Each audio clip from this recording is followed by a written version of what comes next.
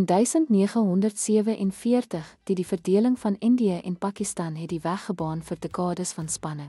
Die verdeeldheid was nie net geografies nie, maar diep gewortel in godsdienstige en kulturele verskille wat 'n nalatenskap van wantroue geskep het.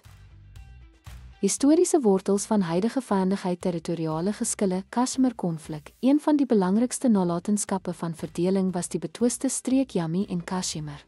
Met onafhanklikheid het die heerser gekies om by Indië aan te sluit, wat die Eerste Indo-Pakistanse Oorlog 1947-1948 ontketen het. Sedertdien het beide nasies verskeie oorloë gevoer en eis steeds die gebied op met gereelde militêre skermutselings langs die beheerlyn. Godsdienstige en kulturele verdeling. Verdeling het twee state geskep gebaseer op godsdienstige meerderhede, Indië as 'n sekulêre staat met 'n Hindu meerderheid en Pakistan as 'n moslim meerderheidsstaat. Hierdie verdeeldheid beïnvloed steeds politieke narratiewe met nasionalisme wat dikwels gevorm word deur godsdienstige identiteit wat wantroue tussen die lande aanwakker. Impak van die vlugtelingkrisis en geweld. Die massaverplasing en geweld van die verdeling het diep emosionele wonde gelaat.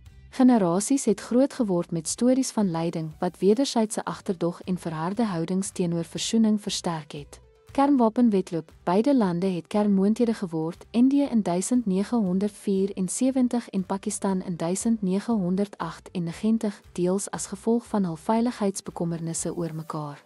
Dit het die wêreldwye aandag op hul wedywering verskerp, wat hul geskille nie net 'n streeks nie, maar ook 'n internasionale veiligheidsbekommernis maak.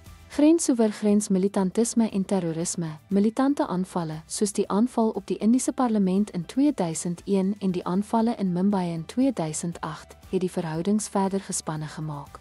Indië beskuldig Pakistan daarvan dat hulle militante groepe ondersteun, terwyl Pakistan direkte betrokkenheid ontken, wat 'n siklus van beskuldigings en vergelding skep.